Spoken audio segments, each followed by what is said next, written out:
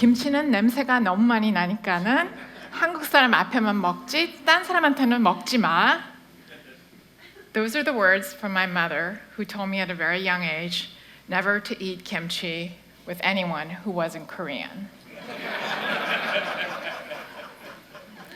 I'm 8 years old, and I get on a plane for the first time with my family, and we land in Santa Monica, California.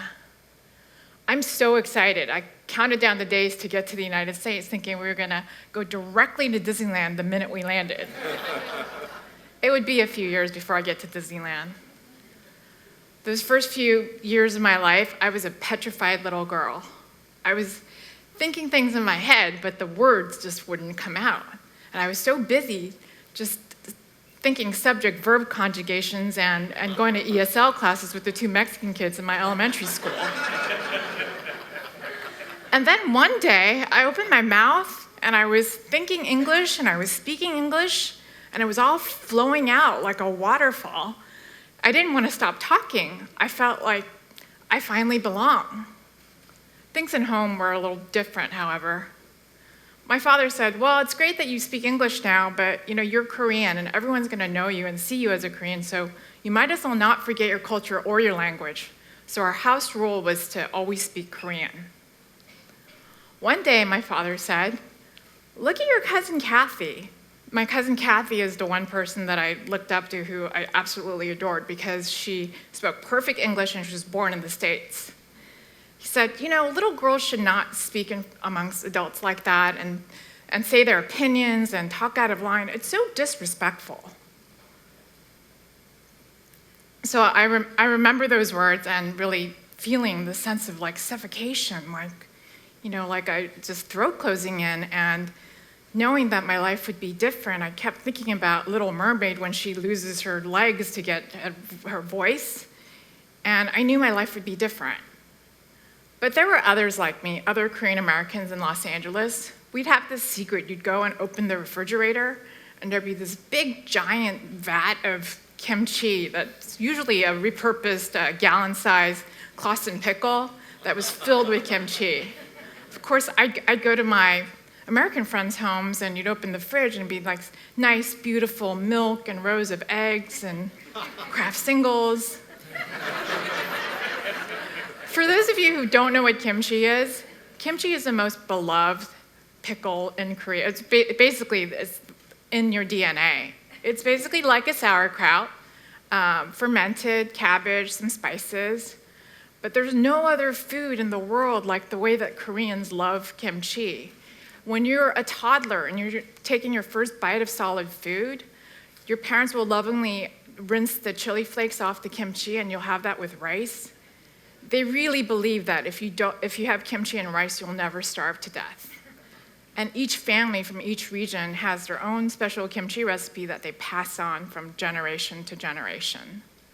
So, the kimchi is like something that flows through your veins. To be Korean is to eat kimchi. Fast forward, I'm in college, and I really love studying history and poli-sci. I'm thinking, like a good immigrant kid, I'm going to be a lawyer after. Well, my first job at a very prestigious law firm as a paralegal, I sort of hated every minute of it, and I knew I wasn't going to go to law school. So I spent my 20s kind of going from job to job, until one day I had this brilliant idea to go backpacking by myself for 3 months in Europe.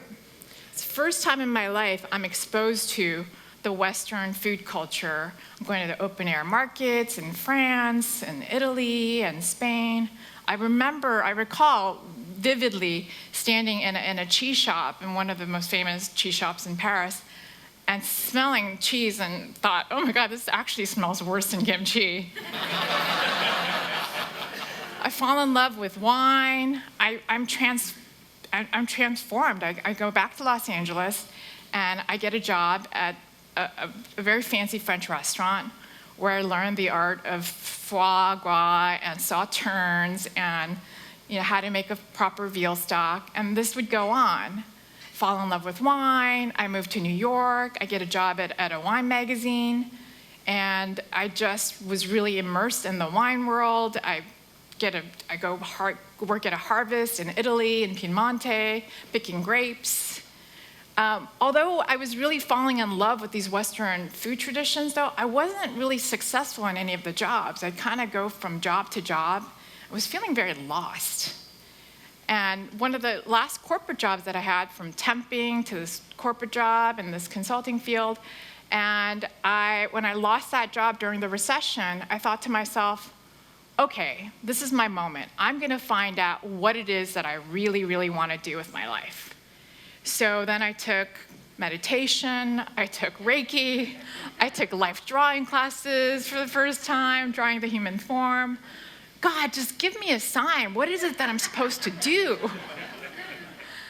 I took singing lessons, I took voice lessons. I was just looking for an answer. Until one day, I was having an informational interview with a woman who was a hospitality consulting, and she said, hey, do you know about this unfancy food show in Brooklyn?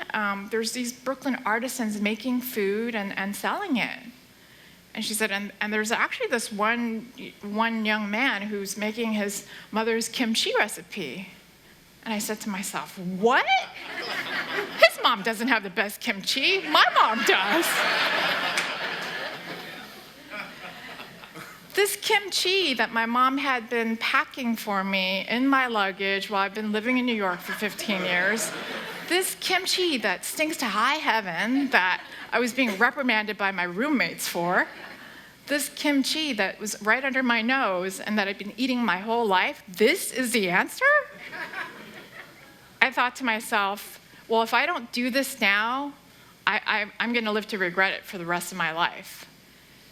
So shortly thereafter, I started Mother-in-Law's Kimchi. That was in 2009, and named after my mother's 30-year-old Korean restaurant by the same name, Mother-in-Law's House. Mother-in-Law's is a very, very good name in that it's a very authentic name, and that is part of the dowry when the groom marries his bride. He'd go taste the cooking at his mother-in-law to be's home, so she would naturally have the most delicious dishes. And when the bride married into her new family, she would learn how to make kimchi from the mother-in-law. So 10 years later, Mother-in-Law's is sold in Whole Foods and Wegmans, #1 selling kimchi and specialty, fast-growing and natural and conventional. And I regularly now meet people that tell me they've got a jar of Mother-in-Law's kimchi in their fridge. Incredible.